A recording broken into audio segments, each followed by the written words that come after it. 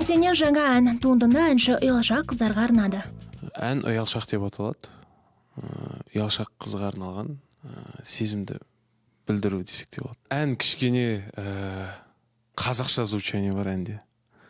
Арасына домбыра қостық, кішкене эксперимент болсын деп. Кішкене сол қазақиға жақындау, бірақ жаңағыдай түнде машинада тыңдайтын ән ғой.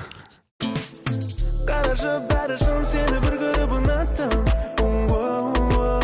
Қасыңа келіп ап, мен саған тіл қаттым. Трекке бейнеклип түсіру үстінде ол жарыққа шыққанша жеке өміріндегі жаңалықтармен бөлісе тұрсын. Арсен Құлпынай әннің бейнебаянына түскен ботамен көңіл жарастырып жүр. Негізі мен ол қызды танымайтын едім. Сол клипке түсірдік. Клиптен соң кішкене зерттеп бастасам, сол неде отырады екен, сол жобада отырады екен.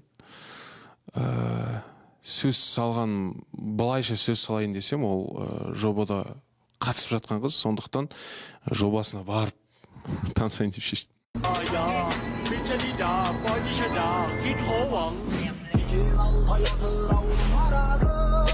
Әнші инста парақшасында ботамен түскен видео суреттерді жиі жүктеп тұрады. Продюсер Алмасбековтың хайпы деп ойлағандар болса, бірден айтайық, олай емес екен. Жоқ, ол жерде продюсердің мүлде қатысы жоқ. Ол кісі ондай жеке өмірмен мүлде араласпайды. Ән жазу жағынан да тек ол кісі өзінің жаңағыдай міндеттерін орындайды, ал маған полностью свобода беріп қойды. Арсен тыңдармандарының көбісі қыздар ғой, жоғалтып алудан қорықпайсың ба? Осы уақытқа дейін негізі жүрген қыздардың бәрін жасырып келдім. Жаңағыдай тығылып көрсетпей деген сияқты. Ол нәрселерден шаршап кеттім қазір. Халықта барлығы біледі ғой, көреді деген сияқты ғой.